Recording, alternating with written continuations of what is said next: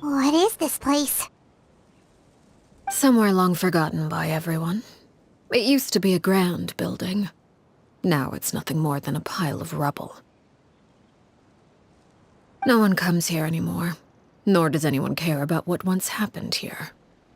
Although, this place does have something to do with the story I'm about to tell you. It was before I became a Harbinger, and before Linny and the others joined the House of the Hearth.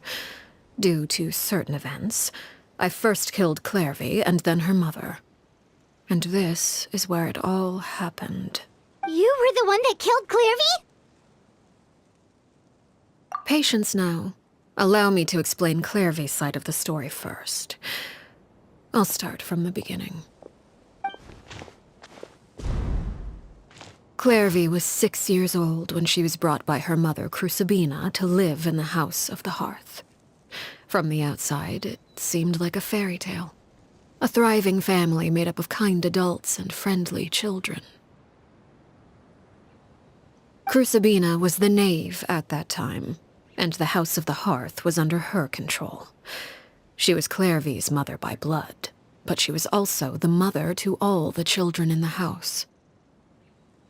Clervie was happy here, for a time. But she quickly realized that being part of this family wasn't a fairy tale at all. It was a kind of purgatory. Purgatory?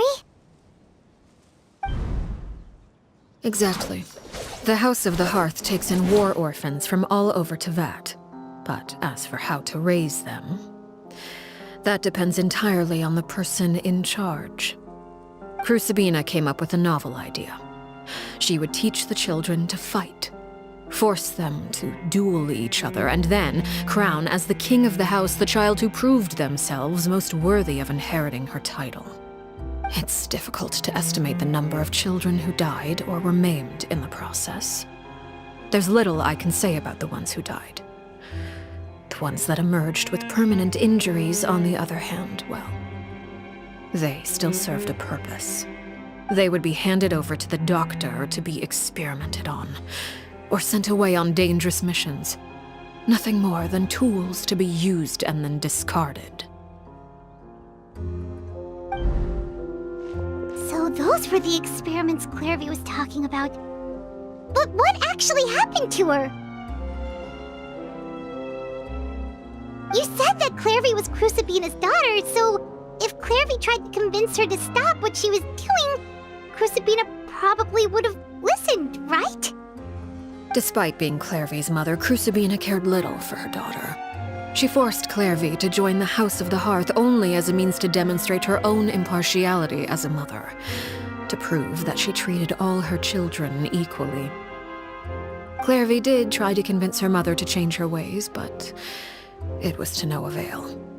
After her efforts failed, the only other option was to rise up and try to fight back. Unfortunately, the other children had already been thoroughly indoctrinated into the illusion of happiness Crusabena had created. Of course, there was one exception. Someone Clervie's age who knew the truth about the House of the Hearth. Her name was Peruere. Wait, the friend that Clervie mentioned? Friend, huh? I suppose we can call her that for now. Clervie was a cheerful and passionate person with a tenacious spirit. Peruere, on the other hand, was rather cold-blooded. Her cold-blooded nature allowed her to see through Crusabena's facade. Yet, it was also this cold-bloodedness that prevented her from acting against it. At least at first. While Clervie longed for freedom, Peruere was convinced that, amid all the fighting and violence, she would make it until the end. Despite their differences, the two became fast friends, united by their knowledge of the truth. Clervie told Peruere that she hoped to create a real family, where no one would be killed or sacrificed.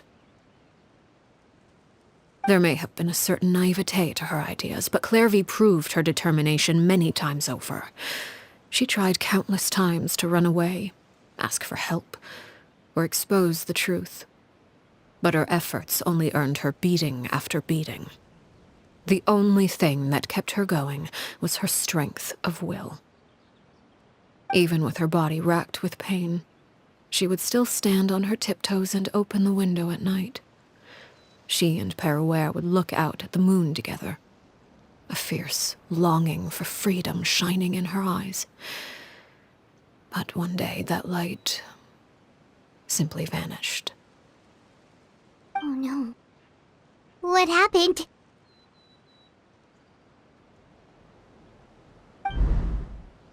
Her hopelessness resulted from a culmination of things. 10 years had passed. 10 years worth of failure after failure. She and Perouer weren't children anymore, but finding any chance to escape still seemed as hopeless as ever. It was during this time that Perouer suggested a new plan.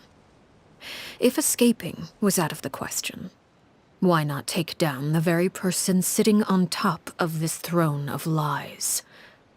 Mother herself. Clervie rejected that proposal.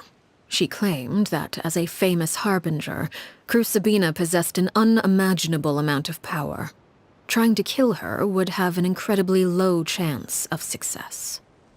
Clervie never gave another reason, but Perouer could see it written all over her face. Clervie still thought of Crusabena as her mother. Killing her own flesh and blood was a line she couldn't bring herself to cross. If she couldn't escape and fight back, then only one option remained. Precisely. Death was the only way that she felt she could be free. It happened during a duel. When she arrived at the dueling ring that day, her partner turned out to be none other than Perouer, the very person that had stood by her side all those years. It was a fierce battle. But ultimately, Clervie decided to let Perouer end her life. From that moment on, Perouer's journey was one written in flames. When the rain finally came and washed it all away, there she stood, the sole victor in Mother's endless game of slaughter, a trail of corpses strewn across her path to success. It was the very result she had predicted 10 years prior. Even then, she believed she would make it until the end. She wasn't surprised by the fact that she emerged as Mother's undisputed heir. Rather, her success left her with an inexplicable sense of restlessness. She was unsettled, and there was only one thing that could quell that sensation. Perhaps you two would like to take a guess as to what it was? Crusabena, you mean? But... Correct. This is the place where Perouer killed her best friend. A mere year later, this is also the place where she fought tooth and nail to kill the mother they shared. The moment she acted, any conception of what was right or wrong ceased to matter. It's one of the principles of the house. Only those who survive get to write the rules. Perouer won the battle, and became a harbinger herself.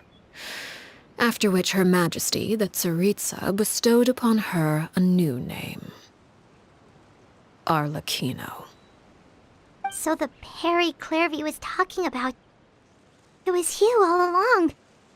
You're Perouer. Arlecchino is just a name you got later. I left that name behind long ago. I must say, hearing it now does bring back memories. After I defeated Crusabena, the moniker of Mother died with her. I chose to forego the title she called herself, and even chose to give up my own name. I rebuilt the House of the Hearth under a new identity. Not only as Arlecchino, but as father. And that is where the story ends. Any more questions? Yeah. Based on what you just told us, Clervie wasn't a little kid when she was killed. So the Clervie we met... Was she really a spirit at all? I suppose you could call her an illusion born of flame. Her existence is like ashes to a fire. Something left over in the wake of blaze and ruin. You see, a certain power runs through my veins. It's not unlike a curse. My flames leave behind shadows of anything they consume. Of course, the chances of those shadows morphing into a sentient entity are exceedingly slim. Clervie is a very special case. Clervie died when she was 16 years old, but what emerged from the flames was her 6-year-old self. Her appearance wasn't the only thing affected. Most of her memories were lost to the blaze as well. Memory is a mysterious thing indeed. Losing a portion of your memories will alter your sense of self. Lose 10 years' worth, however, and it would be like living in the past. Like returning to a version of yourself that never grew up. No wonder Paimon got such a weird feeling when we were talking to her. Perhaps I should put it this way. Clervie is someone trapped in time. It may seem like she exists with us in the present, but she truly lives in the confines of her own past. So if all of that is true, then you must have known about Clervie for a long time. Indeed. She's a rather volatile and unstable entity. Sometimes she would look after the children. She's even saved some of their lives. But other times, she would hide from me and become obsessed with revealing the truth about the house to anyone who will listen. Shadows don't have the capacity to learn or grow. Any new information they encounter is quickly forgotten over time. Your attempts to expose Clervie to sunlight. They failed, yes. The reason is actually quite simple. In Clervie's mind, the house is impossible to escape, and it is this very perception that traps her there. But no matter. All I have to do is kill her again, and all will be resolved. I don't anticipate so much as a single speck of ash will be left behind this time. Wait! Paimon can understand why you might want her gone, but isn't there another way? So what if she's trapped in her 6-year-old self? She's still your friend! At least talk to her first! It's too late for that. She broke the rules, and now she must be punished. That goes for Filial and Nantoy as well. She's had quite the effect on them. I hope you understand. The difference between Crucabena and myself lies in our formulation of the rules, not our policy for enforcing them. Upholding the rules without question is a trait we both share, because that is how a household should be run.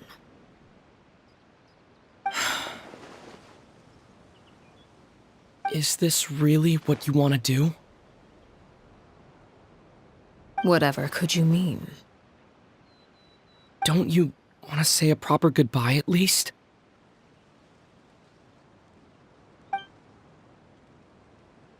Whether as a killer or as a father, there are two things that must be avoided at all costs: anger and sorrow. Anger makes you impulsive. Sorrow causes you to waver. Well, it appears it's about time to proceed. Before we arrived, I told some of my well-behaved children to bring our troublemakers here by nightfall. I do believe I've kept my end of the deal. I give your friends quite a bit more time. As for what happens now, we'll just have to wait and see.